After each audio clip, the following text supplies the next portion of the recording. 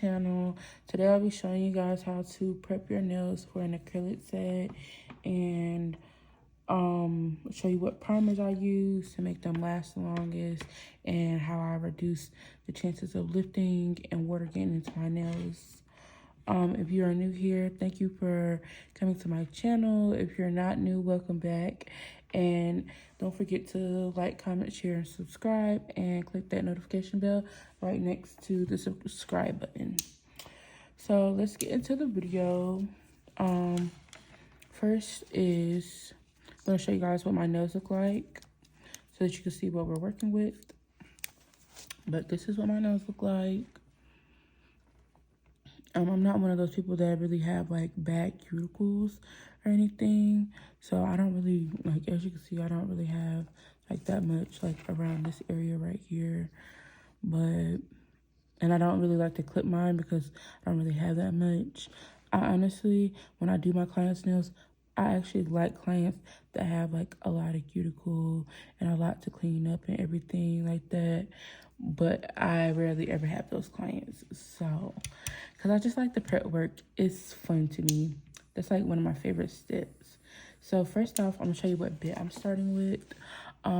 This bit right here, I consider a football bit because if you take out the stem of it, it looks like a football. And I'm going to show you how I use this. Also, to do the process that I'm about to do, you can use this bit as well. I'm not sure what it's called, but I only usually use this to make like holes in the nail for like piercings or like shapes in the nail, things like that. But I don't really like this one. It's more sharper. This one's like a little bit more dull. So you could use either one, but I like to use this one right here. And for this part, I usually use it because I'm using it on myself. I usually use it in reverse, and sometimes on my clients I use it in reverse and forward. It just depends on what I'm trying to get. So first, I'm gonna start off with my thumb. I never push my cuticle back. I just go in with this bit right here, and I just go in. But hopefully y'all can see like really good. Just go right there. Like, you see all of that just came up. It's like so much, but I go do this to all of my nails. Try and separate it from the nail plate. Get the cuticle off the nail plate. Leaving the cuticle on the nail plate could cause lifting and things like that. So that's like one thing that you really want to do during prep. Make sure you keep it parallel to the nail so that you don't like dig in. You don't want it like this. You have it like this. It's going to dig into the nail and create like craters or like rings of fire and things like that. And then I switch my drill again, and now it's in forward. I go back this way. Let me clean it off for y'all real quick so y'all can kind of see. So like, we're gonna compare the thumbs, the two thumbs. Okay, so this is the thumb that I did not do right here. So I don't know if y'all can see like how tight that is right there, that cuticle portion right there, and part of the echinicium, messing up my words, epinicium. But as you can see in this one, you can see like it has like a little separation, and this part right here that looks like really white is the part that you would cut as your cuticle right here. So you can kind of see it lifted up. I'm not sure if y'all can really see that. It's like that whitish part right there, but like on this hand, you see how it's still like really flush to the nail, like stuck to the nail and things like that. So that's what we don't want. This is what we do want when it comes to prep. Okay, I'm gonna go ahead and do my other fingers or whatnot. And I don't have the drill at like a high speed. I don't know how it sounds on video, but it may sound like it, but I don't. So we're gonna continue.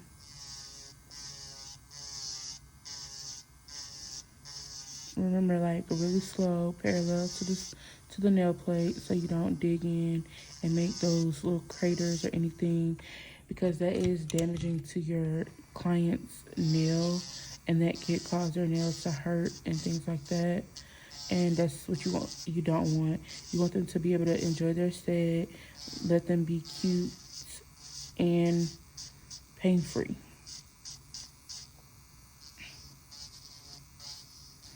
And I'm going to do a before and after of both hands so y'all can see like what it looks like before, what it looks like after. But you can see all of this stuff is coming up off the nail. This is like so important. And you want to make sure, like, again, I don't push the cuticle back. I use the bits and things to push it back, because you want to get all that new growth and stuff like that, because you don't want to be cheating your clients out of no nail set, because I promise you it's a little bit of nail up under there, and when you push that cuticle back,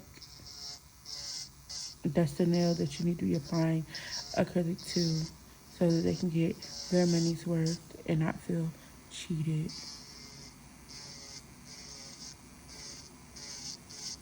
But just go like really slow.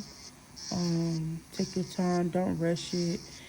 If anything, the one thing that you don't want to rush in a nail set is your prep, because your prep is like everything. Everything.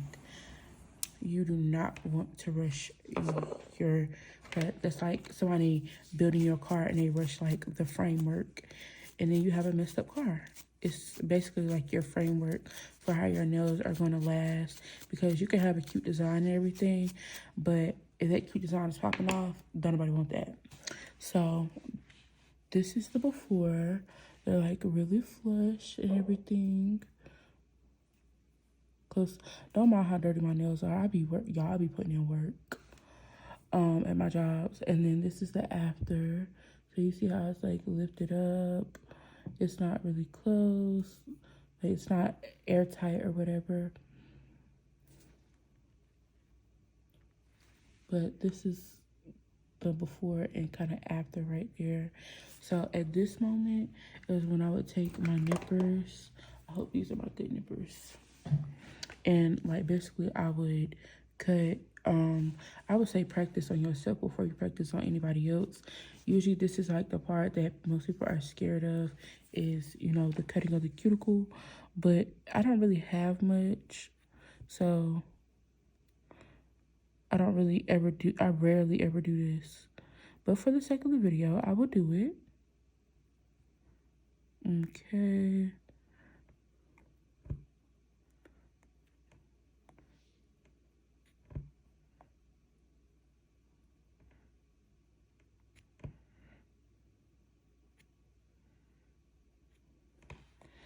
So y'all might not see a difference, but I do. And we're still not done with prep as far as cuticle work.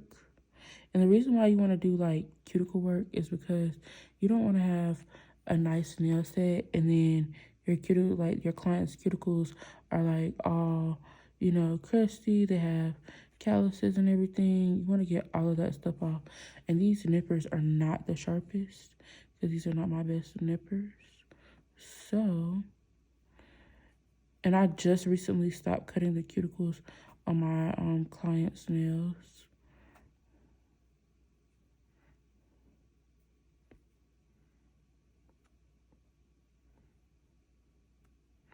Yeah, these cuticles are, these clippers are horrible. So,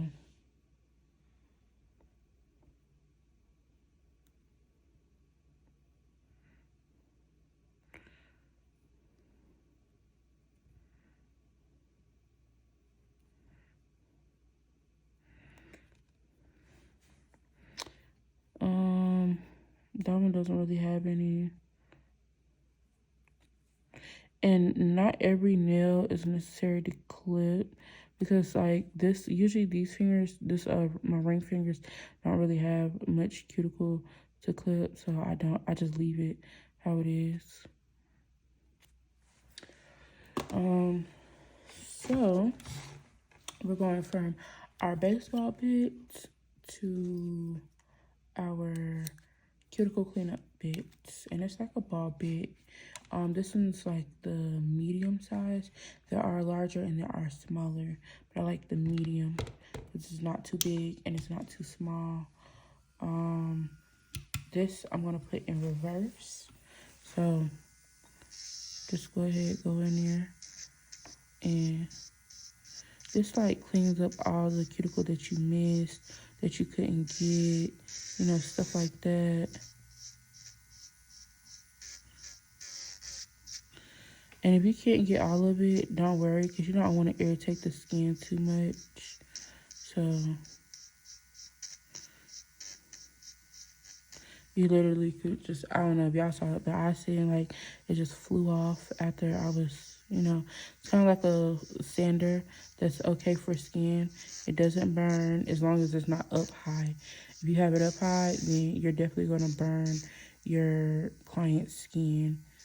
It's kind of like any other bit. And this helps push back the cuticle a little bit as well. So, but you don't want it on the nail plate because it's like round and it'll, you know, create craters and things like that. But as long as it's not up high, you should be good. And make sure your client is like comfortable with, you know, this right here, and it doesn't hurt them. Some people are more sensitive than others, which that's not a problem. You just want to make sure your client is comfortable. Your client is as comfortable as possible in your chair.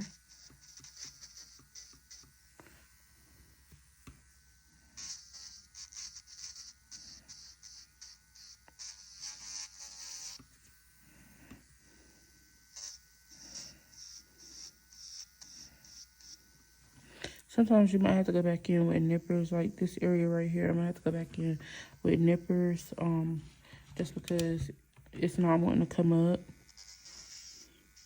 But you can also put it in, like switch the direction. So if you're in reverse, put it in forward. If you're in forward, put it in reverse.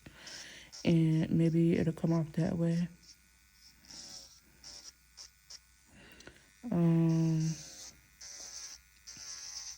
You always want to make sure you have your drill on a safe speed that you know you can control it at. No matter what nobody tell you, oh, put it at 30 RPMs, put it at 5 RPMs. Make sure it's something that you can control, that you know you're comfortable with, and not what everybody else is comfortable with. Because a lot of times, as you know, people, we do go for what other people are comfortable with, or like what we see other people do, and it's not okay. Because somebody might be comfortable with 30 RPMs, but if you're a beginner or like you're just getting started or whatever, you might not be comfortable with it. So don't force it. I'm gonna go back in on this nail right here because this one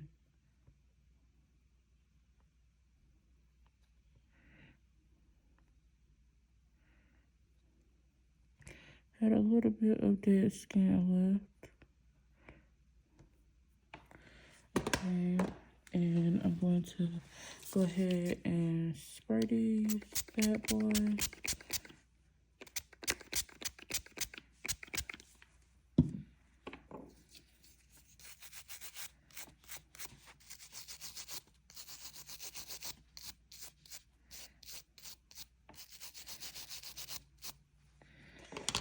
So, like, you could tell, like, you could really tell the difference. And if there's somebody that doesn't want to do, like, a water manicure, you can do the same thing with, like, just a dry manicure and give them gel polish. So, this doesn't just count for acrylic application. This counts for any type of, like, enhancement that you're going to add onto the nail, whether it's gel polish, builder gel, acrylic, gel X, any of those things. So you could kind of see the difference right here. You see how they look okay. Here they look, you know, well manicured, minus the, you know, tips of the nails, because we ain't got to that part yet. I personally, if my nails look like this on myself, I don't cut them. I don't shape them up. But usually on a client, I will shape them up.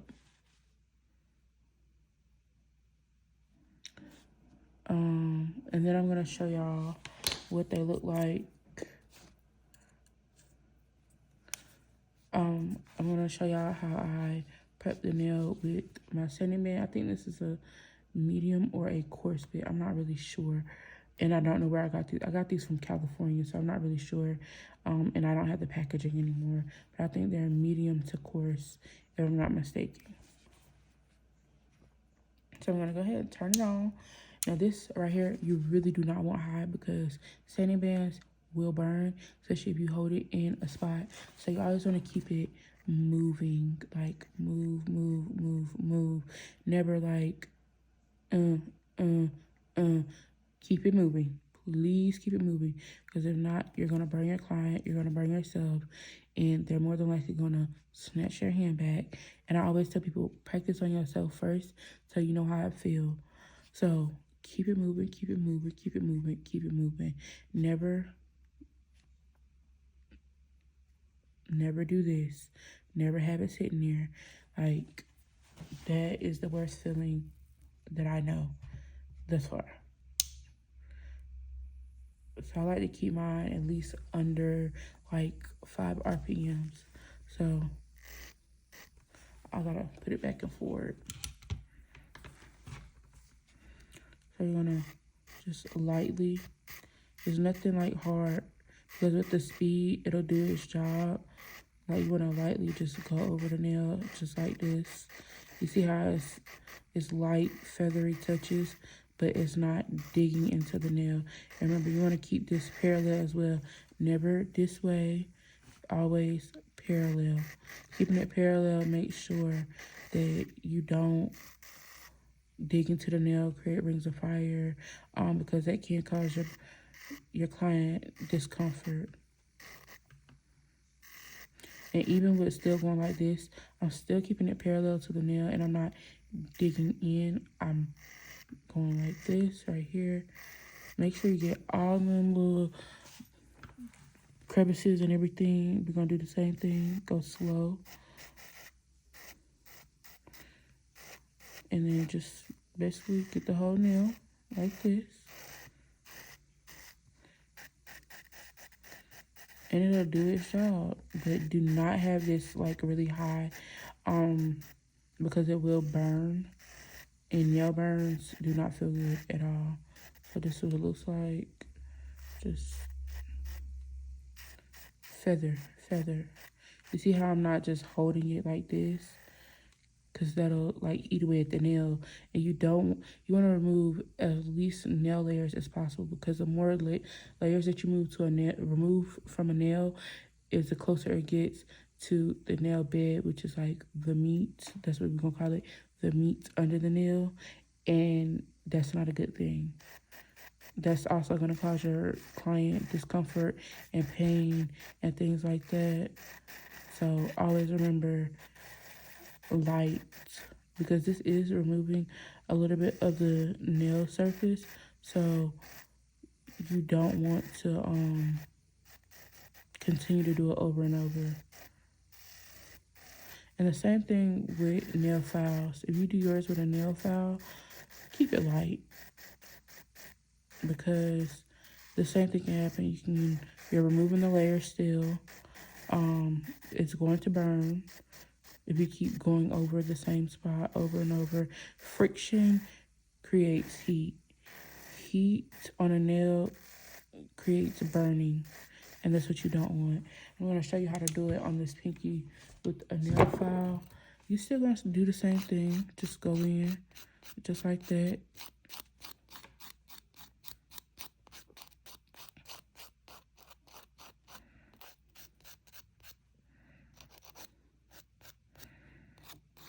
You see how I'm not really putting pressure on, I'm just feather. It's the same thing as you were doing with the drill, just manually. And this is what they look like right here. You see how like they're a little dusty, they're not shiny, they have like a roughness to them and everything. And you just want to go in, dust it off, because you don't want extra dust left over on the nail, because that could cause separation from the nail plate of the acrylic and everything. So at this point, I'm not going to show y'all the actual process of me prepping, but I'm going to show y'all what I prep with as far as nail liquids. So first up, we have this Band-Aid by OPI. It's a pH balancing dehydrator. So make sure, I could put this on, make sure nail look ashy. So I'm going to take it and just wipe, wipe, wipe. And what it's going to do is it's going to dry that nail out to make sure like there's no oils on it. So at this point there should be no oils on it. Do not touch it with your finger because the oil from your finger can get on there. Don't have your clients eating food, none of that. But even if I go back over it, it's just going to do the same exact thing. It's going to dry that nail out again, and it just, sometimes I do double prime or whatever. I'm going to show y'all on all nails so y'all can get the gist of it. But just dehydration, like it just takes all of the oil, the leftover oils, and it dehydrates it out or whatever. And if you don't have dehydrator, alcohol literally does the same thing. So you can use 90% alcohol, 70% alcohol. I use this Tammy Taylor Sanitize right here, and it's a 70% alcohol. It basically does the same thing.